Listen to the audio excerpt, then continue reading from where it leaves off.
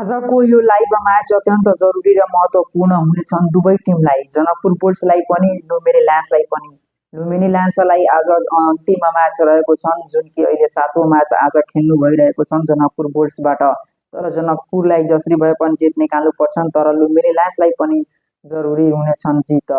आजको जित निकाल्न सकेनन् भने लुम्बिनी लायन्स क्वालिफाईबाट बाहिर हुन सक्छन्, किनभने उनीहरूको रन रेट बढी छैन, मात्र 6 पोइन्ट ल्याएको छन्, जुन कि उनीहरूको माइनसमा रन रेट रहेको छन्, -0.552 रहेको छन्। उनीहरूले जसरी भए पनि जित निकाल्नु पर्छन्। साथै रोहित पौडेलले पनि राम्रो खेलको साथ आज फिनिस दिनुपर्छन्, नत्र आजको अन्तिम म्याच यो श्रृङ्खलाको नै अन्तिम म्याच भइहाल्छन्। एनपिएल सिजन 2 को लागि नै अन्तिम म्याच नहोस् भनेर जित निकाल्नु पर्छन् लुम्बिनी लायन्सलाई। लुम्बिनी लायन्स पनि राम्रो टिम रहेको छन्, उनीहरूलाई जसरी भए पनि जित निकाल्नु पर्छन्। जनकपुर बुल्सलाई पनि जितको त्यति नै जरुरी रहेको छन्। जनकपुर बुल्सलाई धेरै अत्यन्त जरुरी र महत्त्वपूर्ण हुनेछन्। अहिले क्वालिफाईको रेसमा पोखरा चितवन र जनकपुर र लुम्बिनीलाई धेरै अहिले कम्पिटिसन भइरहेको छन्। जसरी भए पनि जित निकाल्नु पर्छ जनकपुर बुल्सलाई। जनकपुर बुल्सलाई आजको जित निकाल्न सकेनन् भने क्वालिफाई गर्न पनि सक्दैनन्, किनभने मात्र 2 पोइन्ट लिएर बसेको छन् जनकपुर बुल्स र अझै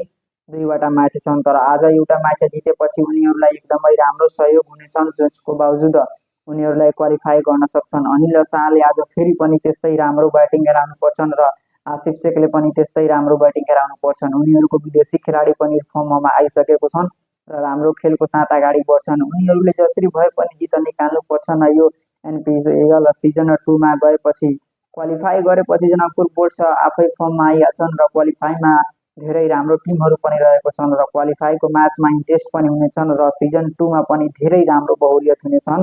एनपिएल सिजनको फेरि पनि नाम अहिले विश्वमा नै प्रसिद्ध भइरहेको छन्। तर जनकपुर बुल्स आएपछि धेरै फ्यान्सहरू पनि आउनेछन् र आजको म्याच अत्यन्त जरुरी र महत्त्वपूर्ण रहेको छन्। 2 पोइन्ट ल्याउनको लागि धेरै महत्त्वपूर्ण यो गेम रहेको छन्। जनकपुरले जित्नुपर्छन् भनेर क्वालिफाईमा पक्कै राम्रो प्रदर्शन गर्नुपर्छन् र आज चाहिँ जसरी भए पनि जित निकाल्नु पर्छन्, किनभने यो म्याच चाहिँ पोइन्टको लागि हो।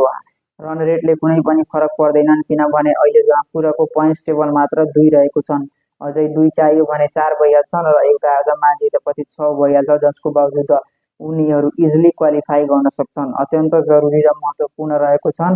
यो म्याच जितेपछि लुम्बिनी लायन्सले पनि आफ्नो चाहिँ हार पाएपछि उनीहरूले पनि धेरै नुकसान भएको हुन्छन्, तर उनीहरू जसरी तसरी गएर चाहिँ अन्तिम म्याच खेल्दा नै सिजन 2 बाट पनि बाहिर हुन सक्छन् र आज जनकपुर हार्यो भने जनकपुर पनि सिजन 2 बाट बाहिर हुन सक्छन्।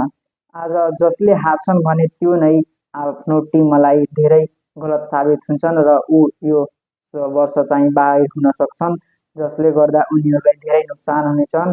दुवै टिम र दुवै महत्त्वपूर्ण गेम हुनेछन्। अब कसले जित्छन् भने तपाईहरू पनि कमेन्ट गर्नुहोस्। आजको म्याच धेरै इम्पोर्टेन्ट हो दुवै टिमको लागि। आजको लागि यति नै। जय नेपाल।